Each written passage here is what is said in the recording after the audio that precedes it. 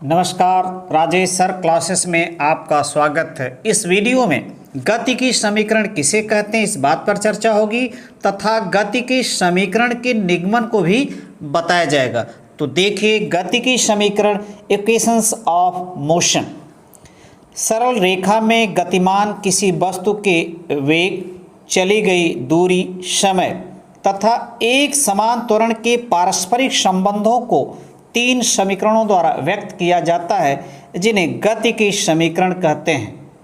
सरल रेखा में, ऋजु रेखा में गतिमान किसी वस्तु के वेग, चली गई दूरी, समय तथा एक समान त्वरण के पारस्परिक संबंधों को तीन समीकरणों द्वारा व्यक्त किया जाता है, जिन्हें गतिकी समीकरण कहते हैं, जो निम्नलिखित है।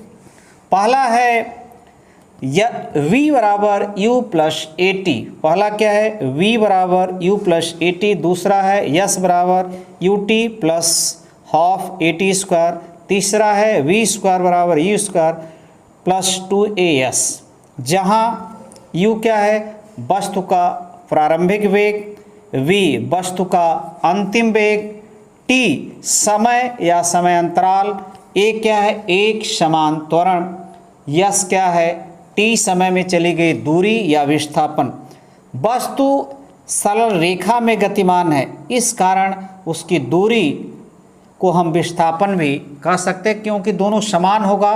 सरल रेखा में गतिमान है, इस कारण तो हम दूरी भी लिख सकते हैं और अथवा विस्थापन भी लिख सकते हैं यस को।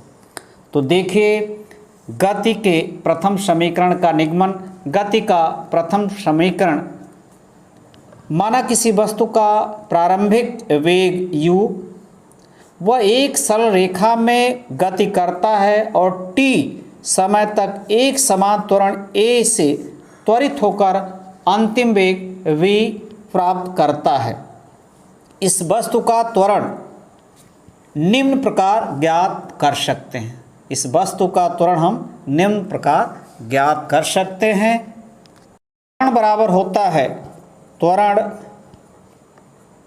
बराबर होता है वेग परिवर्तन, वेग परिवर्तन बटे समय अंतराल, समय अंतराल, समय अंतराल। अब इसको हम लिख सकते हैं वेग परिवर्तन अर्थात अंतिम वेग, क्योंकि 20 वेग इसका प्रारंभिक है और t समय बाद इसका वेग क्या हो जाता है? v। तो अंतिम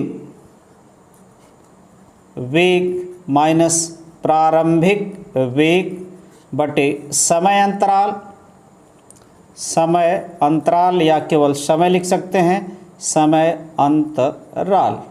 अब त्वरण को हम a से प्रदर्शित करते, त्वरण को किससे प्रदर्शित करते? a से। अंतिम वेग क्या है? v है, प्रारंभिक वेग u है और समय अंतराल क्या है? 0 से प्रारंभिक वेग यानी 0 से t यानी t समय है, तो हम यहाँ लिख सकते हैं t और इसका हम तिर्यक गुणा करेंगे तो ये हो जाएगा at बराबर v माइनस u। अब देखिए, इसको इधर पक्षांतर करते at को और v को इधर, तो ये हो जाएगा या माइनस v बराबर माइनस सी, और ये आ जाएगा तो इधर माइनस हो जाएगा at। अब चिन्ह को हम चेंज कर सकते हैं, तो ये हो जाएगा v बराबर u प्लस at। तो यह है गति का प्रथम समीकरण। तो इसका निगमन आप देख लिए कि v बराबर u प्लस at किस प्रकार हम ज्ञात कर सकते हैं। अब देखिए, गति के द्वितीय समीकरण का निगमन किस प्रकार किया जाता है। गति का द्वितीय समीकरण, देखिए इसका निगमन किस प्रकार है। माना किसी वस्तु का प्रारंभिक वेग u वह एक सरल रेखा में एक समान त्वरण a से गति करता हुआ t समय में अंतिम वेग v प्राप्त कर लेता है और इस t समय में यह दूरी तय करता है। प्रारंभिक वेग क्या है? u, अंतिम वेग क्या है? v, समय कितना है? t, चली गई दूरी क्या है? यस, एक समान त्वरण क्या है? ये। अब यहाँ दो वेग है इसका, प्रारंभिक और अंतिम। दूरी यस तय कर रहा समय t में, तो इस प्रकार हम इसका औसत वेग निकालेंगे। उसी औसत वेग से यह वस्तु चल रही है। तो देखिए वस्तु का औसत वेग, वस्तु का औसत वेग यानी प्रारंभिक वेग धन अंतिम वेग बटे 2। अब प्रारंभिक वेग क्या है u, अंतिम वेग क्या है v बटे 2। इसी वेग से वह t समय में यह दूरी तय करता है और एक समान त्वरण क्या है उसका a है। तो देखिए चली गई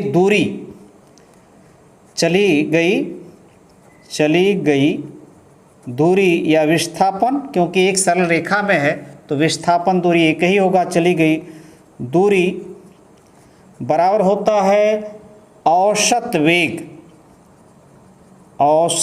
वेग गुणे समय। तो दूरी यस बराबर औसत वेग क्या है u प्लस वी अपान 2, समय क्या है t। अब इसका गुणा कर दिया जाए यहाँ पर t का, तो यस का तिर्यक गुणा कर दीजिए या रहने दीजिए यहीं। तो t का गुणा करेंगे तो u t plus we T, यहाँ भी 2 हो जाएगा 1/2, और यहाँ भी आप लिख सकते हैं 1/2। देखिए 1/2 इंटू यू टी और प्लस 1/2 इंटू वी टी। अब गति के प्रथम समीकरण से हम v की जगह क्या लिख सकते हैं, क्योंकि गति के प्रथम समीकरण से v बराबर होता है u प्लस ए टी, यही है गति का प्रथम। तो हम v की जगह लिख सकते हैं u plus A T v की जगह, और t अपनी जगह है। अब देखिए 1/u टी हो जाएगा, और देखिए t 1/2, यह u का t बाहर है, इसका गुणा होगा तो u t, और फिर देखिए 1/2 a और t का गुणा है, इधर 1/2 का भी है t का भी है, तो t²।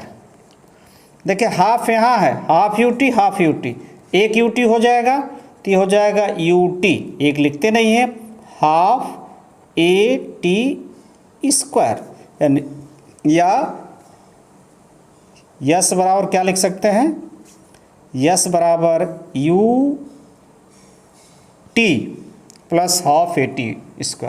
तो यह है गति का द्वितीय समीकरण जिसका निगमन आप देख रहे थे। तो इस प्रकार आप गति के द्वितीय समीकरण का निगमन कर सकते हैं। अब चलते हैं गति के तृतीय समीकरण का निगमन किस प्रकार होगा, उसको बताया जाएगा आगे वीडियो में। अब देखिए गति के तृतीय समीकरण का निगमन किस प्रकार हो रहा है। माना किसी वस्तु का प्रारंभिक वेग u, वह एक सरल रेखा में एक समान त्वरण a से गति करता हुआ t समय में अंतिम वेग v प्राप्त कर लेता है, और इस t समय में वह यस दूरी तय करता। वस्तु का प्रारंभिक वेग क्या है u, एक सरल रेखा में एक समान त्वरण क्या है a, t समय में अंतिम वेग v प्राप्त कर लेता है, इस t समय में यस दूरी तय करता है। गति के प्रथम समीकरण से गति के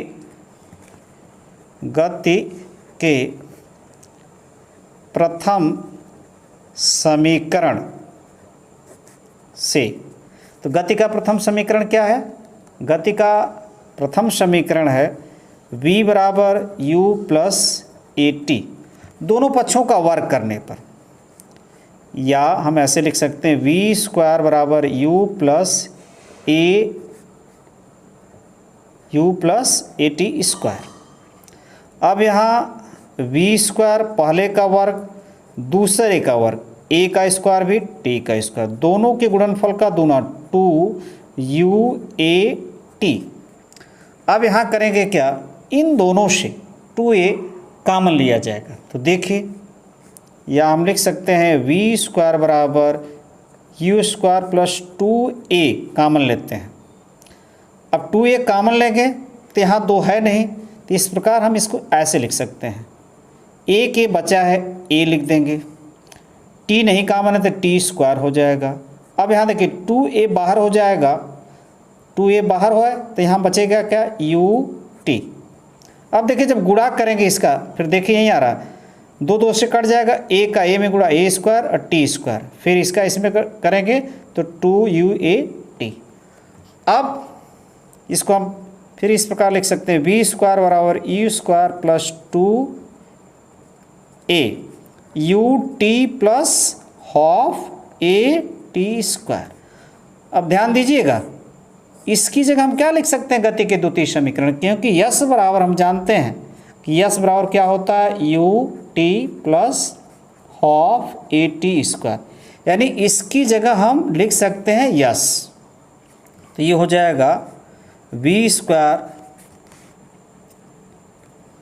बराबर you square plus 2a yes, इसकी जगह यस हो गया। तो ये हुआ आपका गति का तृतीय समीकरण। तो आप देख रहे हैं गति के तृतीय समीकरण का निगमन किस प्रकार किया गया। तो ये आपके सामने है गति का तृतीय समीकरण। नमस्कार।